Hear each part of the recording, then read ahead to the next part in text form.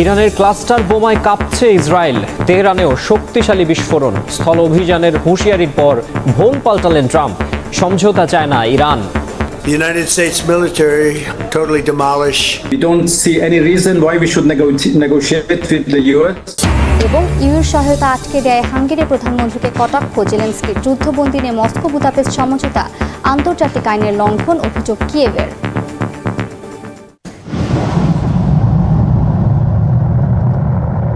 স্থানীয় সময় মঙ্গলবার রাতে যুক্তরাষ্ট্রের ক্যালিফোর্নিয়ার ভ্যান্ডেনবার্গ স্পেস ফোর্স বেস থেকে উৎক্ষেপণ করা হয় মিনিটম্যান 3 আন্তঃমহাদেশীয় ব্যালিস্টিক ক্ষেপণাস্ত্র। যুক্তরাষ্ট্রের এয়ারফোর্স গ্লোবাল স্ট্রাইক কমান্ডের বিবৃতিতে বলা হয়, এটি নিয়মিত মূল্যায়ন কর্মসূচির অংশ এবং বিশ্বের ঘটনা প্রবাহের প্রতিক্রিয়া নয়। উৎক্ষেপণের পর ক্ষেপণাস্ত্রটি কয়েক হাজার মাইল পাড়ি দিয়ে মার্শাল দ্বীপপুঞ্জের কুয়াজালিন প্রবাল প্রাচীরের নির্দিষ্ট লক্ষ্যবস্তুতে আঘাত হানে।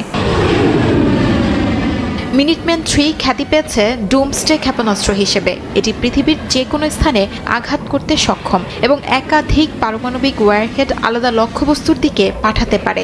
স্থল ও ভূগর্ভস্থ বাংকার থেকে কয়েক মিনিটের মধ্যেই উৎক্ষেপণ করা সম্ভব। পারমাণবিক হামলার পরিস্থিতিতে দ্রুত পাল্টা আঘাত হানাই এর মূল উদ্দেশ্য। মিনিটম্যান 3 পরীক্ষার সময় যুক্তরাষ্ট্রের সেনাবাহিনী বিভিন্ন প্রযুক্তিগত বিষয় যাচাই করেছে। নির্ভুলতা, আঘাতের ক্ষমতা এবং নির্ভরযোগ্যতা। এই ধরনের পরীক্ষা ক্ষেপণাস্ত্র কার্যকারিতা উন্নয়নের জন্য অত্যাবশ্যক। তবে পরীক্ষা মধ্যপ্রাচ্যের চলমান উত্তেজনার সময় হওয়ায় আন্তর্জাতিকভাবে উদ্বেগ তৈরি হয়েছে। যুক্তরাষ্ট্র ইসরায়েল শনিবার থেকে একযোগে ইরানে হামলা চালাচ্ছে, পাল্টা আঘাত করছে ইরানও। যুক্তরাষ্ট্রের প্রেসিডেন্ট ডোনাল্ড ট্রাম্প জানিয়েছেন, ইরানের উপর আরও জোরালো আক্রমণ করতে প্রস্তুত যুক্তরাষ্ট্র। সামরিক বিশ্লেষকরা বলছেন, মিনিটম্যান 3 পরীক্ষার এই সময় নির্বাচন ইরানকে সতর্ক সংকেত হিসেবেই নেওয়া যেতে পারে। গত বছরের শেষ দিকে ট্রাম্প পারমাণবিক অস্ত্র কর্মসূচি পুনরায় শুরু করার নির্দেশ দিয়েছিলেন, যাতে চীন ও রাশিয়ার সঙ্গে তুলনায় যুক্তরাষ্ট্রের পারমাণবিক সক্ষমতা বজায় থাকে। মধ্যপ্রাচ্যের যুদ্ধে খেলা চলছে অদ্ভুত এক অঙ্ক নিয়ে। ইরানের হাতে কত মিসাইল আর ইসরায়েল আমেরিকার হাতে কত ইন্টারসেপ্টর। ইরানের টানা ব্যালিস্টিক ও ড্রোন হামলার মুখে প্রশ্ন উঠছে আমেরিকা ও ইসরায়েলের প্রতিরক্ষা সক্ষমতা নিয়ে। বিপজ্জনকভাবে কমেছে আমেরিকা ইসরায়েলের ইন্টারসেপ্টর মজুদ। মাত্র 2-3 দিনের উচ্চমাত্রার ক্ষেপণাস্ত্র বিনিময়েই আমেরিকা ইসরায়েলের প্রতিরোধ ক্ষমতা চাপে পড়েছে। কারণ এক একটি ক্ষেপণাস্ত্র ঠেকাতে প্রয়োজন হয় 2 থেকে 3টি ইন্টারসেপ্টর। ফলে ইরানের প্রতিটি সালভো বা ক্ষেপণাস্ত্র তরঙ্গ আমেরিকা ইসরায়েলের প্রতিরক্ষা মজুদকে দ্রুত শূন্যর দিকে ঠেলে দিচ্ছে।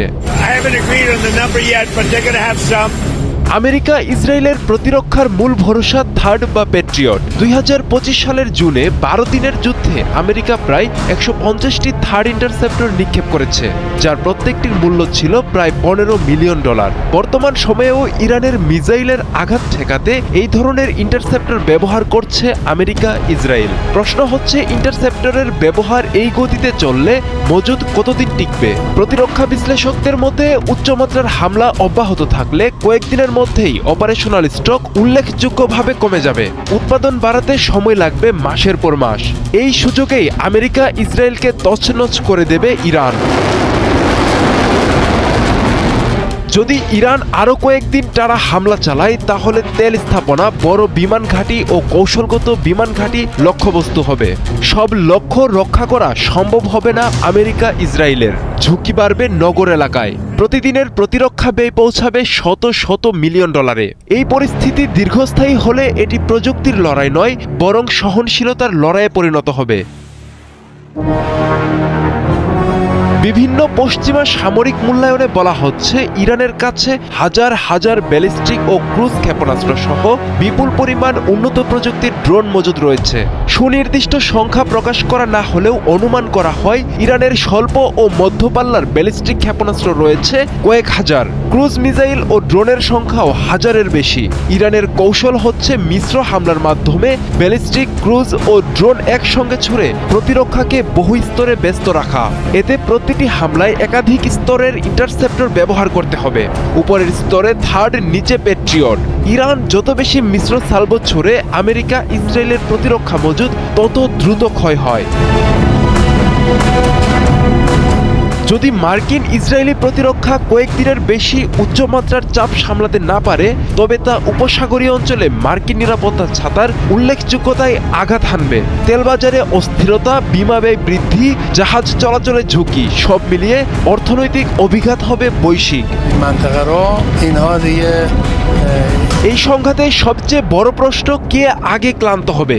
ইরান যদি টানা আরো কয়েকদিন একই মাত্রায় হামলা চালাতে পারে তাহলে আমেরিকা ও ইসরায়েলকে হয় প্রতিরক্ষা রেশনিং করতে হবে, নয়তো দ্রুত নতুন সরবরাহ নিশ্চিত করতে হবে, যা তাৎক্ষণিকভাবে সম্ভব নয়। মধ্যপ্রাচ্যে আমেরিকার ঘনিষ্ঠ মিত্র উপসাগরীয় দেশগুলো পড়তে যাচ্ছে ভয়াবহ খাদ্য সংকটে। হরমুজ প্রণালী ঘিরে লাফিয়ে বাড়ছে যুদ্ধের উত্তেজনা। এমন পরিস্থিতিতে আরব আমিরাত, কাতার, ওমান, বাহরাইনের মতো ধনী দেশগুলোর সামনে হাজির হয়েছে আরেক বিপদ। বিশ্বের গুরুত্বপূর্ণ নৌপথ হরমুজ প্রণালী দিয়ে জ্বালানি পরিবহনের পাশাপাশি উপসাগরীয় অঞ্চলে প্রবেশ করে বিপুল খাদ্যপণ্য।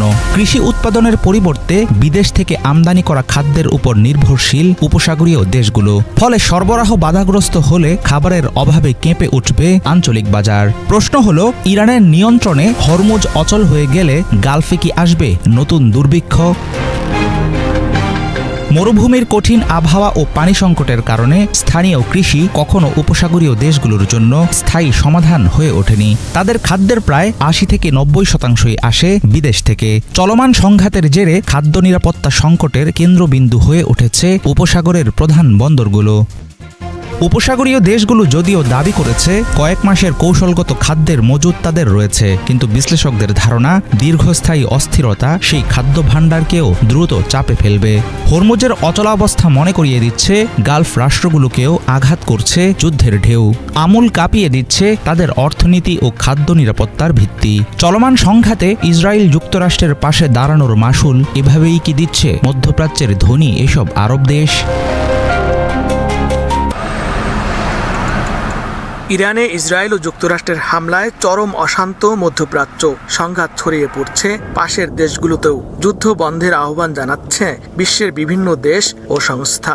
সব উপেক্ষা করে এই যুদ্ধ আগামী সেপ্টেম্বর পর্যন্ত চলমান রাখতে চায় যুক্তরাষ্ট্র। ইতোমধ্যে দীর্ঘমেয়াদী যুদ্ধের প্রস্তুতি নিতে শুরু করেছে পেন্টাগন, এমন তথ্য জানিয়েছে মার্কিন গণমাধ্যম পলিটিকো। ইরানের বিরুদ্ধে একটি দীর্ঘস্থায়ী যুদ্ধের প্রস্তুতি নিচ্ছে ইসরায়েল এবং যুক্তরাষ্ট্র। এ লক্ষ্যে গোয়েন্দা কার্যক্রম দ্রুত সম্প্রসারণের পদক্ষেপ নিয়েছে মার্কিন প্রতিরক্ষা সদর দপ্তর পেন্টাগন। স্থানীয় সময় বুধবার মার্কিন সংবাদ মাধ্যম পলিটিকোর এক প্রতিবেদনে বলা হয়, পেন্টাগনের কাছে ফ্লোরিডার টাম্পায় অবস্থিত সদর দপ্তরে অতিরিক্ত সামরিক গোয়েন্দা কর্মকর্তা মোতায়েনের অনুরোধ জানিয়েছে মার্কিন সেন্ট্রাল কমান্ড। অতিরিক্ত ওই কর্মকর্তারা অন্তত ১০০ দিন কিংবা সম্ভাব্য আগামী সেপ্টেম্বর পর্যন্ত ইরানের বিরুদ্ধে চলমান সামরিক অভিযানে সহায়তা করবে। বিশ্লেষকদের মতে পেন্টাগনের ভেতরে দ্রুত অতিরিক্ত জনবল ও সম্পদ জোগাড়ের এই পদক্ষেপ থেকে বোঝা যায় দীর্ঘ সময় ধরে যুদ্ধ চালানোর প্রস্তুতি নিচ্ছে যুক্তরাষ্ট্র। এর আগে মার্কিন প্রেসিডেন্ট ডোনাল্ড ট্রাম্প ইরানের বিরুদ্ধে সামরিক অভিযান ৪ থেকে ৫ সপ্তাহ স্থায়ী হতে পারে বলে মন্তব্য করলেও পরিস্থিতি অনুযায়ী তা আরও দীর্ঘ হওয়ারও আভাস দেন। ইরানের সঙ্গে চলমান যুদ্ধ সর্বোচ্চ ৮ সপ্তাহ স্থায়ী হতে পারে বলে জানিয়েছিলেন মার্কিন প্রতিরক্ষা মন্ত্রী পিট হেক্সেথ। ইরানে আক্রমণ নিয়ে দেশের অভ্যন্তরে বিরোধের মুখে পড়েছেন মার্কিন প্রেসিডেন্ট ডোনাল্ড ট্রাম্প। বাড়ছে রাজনৈতিক বিভাজন, এমনকি ট্রাম্পের অনেক সমর্থকই চাইছে না এই যুদ্ধ। মার্কিন পররাষ্ট্রমন্ত্রী মার্কো রুবিও স্বীকার করেছেন ইসরায়েলকে সহায়তায় সরাসরি সংঘাতে জড়িয়েছে যুক্তরাষ্ট্র। এদিকে লক্ষ্য অর্জন না হওয়া পর্যন্ত যুদ্ধ অব্যাহত রাখার ঘোষণা দিয়েছে ইরান। ইরানের সংবাদ সংস্থা তাসনিমের প্রতিবেদনে খাতাম আল আম্বিয়া কেন্দ্রীয় সদর দপ্তরের ডেপুটি কমান্ডার জেনারেল কিউমার্স হায়দারি বলেন, এই যুদ্ধ কতদিন চলবে তা গুরুত্বপূর্ণ নয়। ইরান তার লক্ষ্য অর্জন এবং যুক্তরাষ্ট্রকে কঠোর আঘাত না দেয়া পর্যন্ত যুদ্ধ ত্যাগ করবে না। গত শনিবার যুক্তরাষ্ট্র ইসরায়েলের হামলার জবাবে উপসাগরীয় অঞ্চলে থাকা মার্কিন ঘাঁটিগুলো লক্ষ্য করে ১,০০০-এর বেশি ড্রোন এবং কয়েকশো ক্ষেপণাস্ত্র ছুড়েছে ইরান। যদিও এর বেশিরভাগই আকাশ প্রতিরক্ষা ব্যবস্থায় ধ্বংস করা হয়, তবুও ক্ষতিগ্রস্ত হয় কিছু মার্কিন ঘাঁটি ও বাণিজ্যিক অবকাঠামো। এরই মধ্যেই 6টি জাহাজের হামলার পর বিশ্বের প্রায় 20% তেল ও গ্যাস পরিবহনের গুরুত্বপূর্ণ পথ হরমুজ প্রণালীতে জাহাজ চলাচল প্রায় বন্ধ আছে। ইরান হুঁশিয়ারি দিয়ে জানায় এই পথ দিয়ে কোনো জাহাজ যাওয়ার চেষ্টা করলে সেটিকে লক্ষ্য করে হামলা চালানো হবে। ব্রিটিশ গবেষণা সংস্থা সেন্টার ফর ইনফরমেশন রেজিলিয়েন্স জানায় প্রতি মাসে প্রায় 10,000 ড্রোন তৈরির সক্ষমতা রয়েছে তেহরানের। তবে ইসরায়েলি সামরিক বাহিনীর অনুমান তেহরানের কাছে প্রায় 2,500 ক্ষেপণাস্ত্র রয়েছে। বিশ্লেষকদের মতে এই সংখ্যা 6,000 পর্যন্ত হতে পারে। তবে ইরান ক্ষেপণাস্ত্রের পাশাপাশি ড্রোন যুদ্ধেও বড় ভূমিকা রাখতে পারে। ইরানের নতুন প্রজন্মের শাহেদ 136 ড্রোন 700 থেকে 1000 কিলোমিটার দূরের লক্ষ্যবস্তুতে আঘাত হানতে সক্ষম। সংঘাত আরও দীর্ঘ হলে সমুদ্র মাইন ব্যবহার করে হরমুজ প্রণালী অচল করে দিতে পারে ইরান। বিশ্লেষকদের মতে দেশটির কাছে 5 থেকে 6,000 সমুদ্র মাইন রয়েছে। যদি এই মাইন সমুদ্র পথে পাতা হয় তাহলে জাহাজ চলাচল স্বাভাবিক করতে কয়েক মাস সময় লাগতে পারে। ইরান যদি কয়েকটি ট্যাঙ্কারেও সফলভাবে হামলা চালাতে পারে তবে আতঙ্কে হরমুজ প্রণালী দিয়ে জাহাজ চলাচল বন্ধ হয়ে যাবে, আর তাতেই বৈশ্বিক জ্বালানি বাজারে দীর্ঘমেয়াদী সংকট তৈরি হওয়ার আশঙ্কা বাড়বে বলছেন বিশেষজ্ঞরা। ইরান যুদ্ধের বিরোধিতা করে মার্কিন কংগ্রেস ভবনে প্রতিবাদ। সেই প্রতিবাদেই ভেঙে গেল এক সাবেক মেরিন সেনার হাত। শুনানি চলাকালে দাঁড়িয়ে ব্রায়ান ম্যাকগিনিস প্রশ্ন তোলেন, কেন অন্য দেশের স্বার্থে যুদ্ধ করতে হবে যুক্তরাষ্ট্রের সেনাদের? কয়েক মুহূর্তের মধ্যে নিরাপত্তা বাহিনীর ধস্তাধস্তিতে রক্তাক্ত হয় সেই প্রতিবাদ। ম্যাকগিনিস চিৎকার করে বলেন, ইসরায়েলের জন্য যুদ্ধ করতে নিজেদের ছেলে মেয়েদের পাঠাতে চায় না এদেশের অভিভাবকরা। এরপর নিরাপত্তা বাহিনী তাকে হলরুম থেকে সরানোর চেষ্টা করলে ধস্তাধস্তি শুরু হয়। সেই সময় দরজার কাছে গিয়ে তার হাত দরজা ও ফ্রেমের মাঝখানে আটকে যায়। এক পর্যায়ে মন্টানা রিপাবলিকান সিনেটর টিম সিহি পুলিশকে সহায়তা করেন এবং ম্যাকগিনিসকে কক্ষের বাইরে বের করে দেন। পরে বাইরে বসে ম্যাকগিনিসকে বলতে শোনা যায় যে তার বাম হাত ভেঙে গেছে। পরে সাবেক এই নৌসেনাকে গ্রেফতার করে হাসপাতালে নেওয়া হয় বলে জানা গেছে। তবে ক্যাপিটাল পুলিশ বলছে কর্মকর্তাদের উপর হামলা ও গ্রেফতারে বাধা দেওয়ার অভিযোগে একাধিক মামলার মুখে পড়েছেন তিনি। রাশিয়া ইউক্রেন যুদ্ধ ঘিরে নতুন করে তীব্র হয়েছে কূটনৈতিক উত্তেজনা। স্থানীয় সময় মঙ্গলবার কিয়েভে এক ব্রিফিংয়ে ইউক্রেনের প্রেসিডেন্ট ভলোদিমির জেলেনস্কি বলেন, রাশিয়ার বিরুদ্ধে যুদ্ধে টিকে থাকতে ইউক্রেনের জন্য আন্তর্জাতিক অর্থনৈতিক সহায়তা অত্যন্ত গুরুত্বপূর্ণ, কারণ রাষ্ট্রের অধিকাংশ বাজেটই এখন প্রতিরক্ষায় ব্যয় হচ্ছে। তবে রাশিয়ার সঙ্গে ঘনিষ্ঠ সম্পর্ক বজায় রাখা ইউরোপীয় ইউনিয়নের সদস্য দেশ হাঙ্গেরি তেল সরবরাহ নিয়ে বিরোধের জেরে 90 বিলিয়ন ইউরোর সহায়তা প্যাকেজ আটকে দিয়েছে। এতে হাঙ্গেরির প্রধানমন্ত্রী ভিক্টর অরবানের ওপর ক্ষোভ প্রকাশ করেন জেলেনস্কি। বিশ্লেষকদের মতে জেলেনস্কি ও অরবানের মধ্যে উত্তেজনা আরও বাড়তে পারে। আগামী 12 এপ্রিল নির্বাচনের মুখে থাকা অরবান এখন পর্যন্ত ইউক্রেন যুদ্ধের ব্যাপারে সরাসরি রাশিয়ার সমালোচনা এড়িয়ে চলছেন।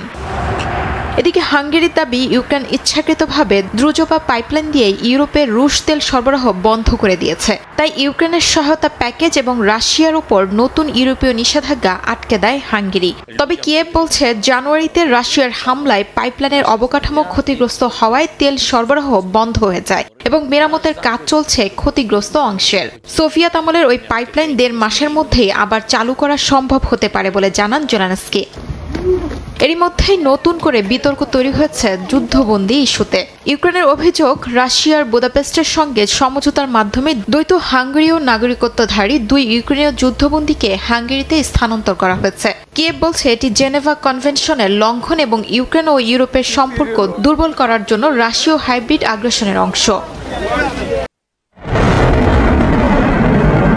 যুক্তরাষ্ট্র ও ইসরায়েলের যৌথ হামলায় শীর্ষ কমান্ডারদের হারানোর পরও যুদ্ধ পরিচালনায় নিজেদের নিয়ন্ত্রণ আরও শক্ত করেছে ইরানের ইসলামিক রেভলিউশনারি গার্ড আইআরজিসি। সংশ্লিষ্ট উচ্চপদস্থ সূত্রগুলো বলছে, আইআরজিসির এই কঠোর অবস্থানের ফলে মধ্যপ্রাচ্য জুড়ে তেহরানের ড্রোন ও ক্ষেপণাস্ত্র হামলা চালানো হচ্ছে। এমনকি যুদ্ধ শুরুর আগেই মাঠ পর্যায়ের কর্মকর্তাদের হাতে দ্রুত সিদ্ধান্ত নেওয়ার ক্ষমতা তুলে দেওয়া হয়েছিল, যাতে নেতৃত্বের ক্ষতি হলেও অভিযান চালু থাকে। একই সঙ্গে আইআরজিসি তাদের কমান্ড কাঠামো বিকেন্দ্রীকরণ কৌশল আরও সক্রিয় করেছে। বাহিনীর ভেতরের প্রতিটি গুরুত্বপূর্ণ পদে একাধিক সম্ভাব্য উত্তরসূরি নির্ধারণ করা হয়েছে, যাতে কোনো কমান্ডার নিহত হলেই সঙ্গে সঙ্গে নতুন নেতৃত্ব দায়িত্ব নিতে পারে। বিশ্লেষকদের মতে 2003 সালে ইরাকে মার্কিন আগ্রাসনের অভিজ্ঞতা থেকেই এই কৌশল তৈরি করে আইআরজিসি, যাতে হামলার মধ্যেও সামরিক ও প্রশাসনিক নিয়ন্ত্রণ ভেঙে না পড়ে। আয়াতুল্লাহ আলী খামেনির মৃত্যুর পর সম্ভাব্য নেতৃত্ব পরিবর্তনের প্রক্রিয়াও আইআরজিসির ক্ষমতা আরও বাড়িয়ে দিতে পারে বলেও ধারণা বিশ্লেষকদের। ফলে বর্তমান শাসন ব্যবস্থা টিকে থাকলে ইরানের সামরিক ও রাজনৈতিক সিদ্ধান্তে আইআরজিসির প্রভাব ভবিষ্যতে আরও গভীর হতে পারে মত তাদের।